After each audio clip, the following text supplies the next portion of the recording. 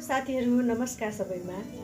आज म हजुरहरुलाई के बनाएर देखाउन लागिरहेको छु हेर्नुहोस् है त। मैले यहाँ सुरुमा थोरै कोदोको पिठो लिएँ र थोरै सुजीको पिठो पनि र यसमा अर्को यो चाहिँ हो फापरको पिठो।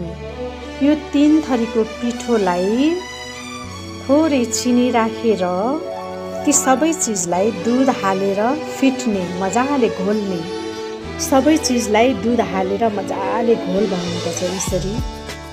ल अब त हजुरहरूले अनुमान गरिसक्नुभयो होला हैन? हो, यो प्यानकेक या त गिलो रोटी पनि भन्ने गरिन्छ। ल अब पकाउन सुरु गरौँ है त।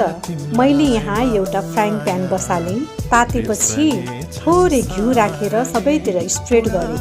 यो घिउ चाहिँ चौरी गाईको घिउ हो है साथीहरू।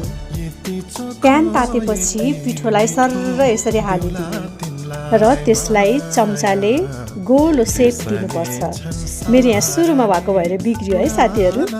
हेर्दा यस्तो भए पनि खाँदा यति मिठो हुन्छ नि यो। हजुरहरू पनि ट्राई गर्नु होला है। मेरो छोरीलाई त असाध्यै नै मनपर्छ र मलाई पनि। यस्तो रोटी हजुरहरूले गाउँको पिठोबाट पनि बनाउन सक्नुहुन्छ।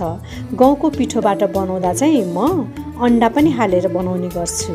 ल हेर्नुहोस् त लास्टमा त कस्तो राम्रो सेप बनेको, गोलो, हेर्दै रहर लाग्दो हैन त साथीहरू।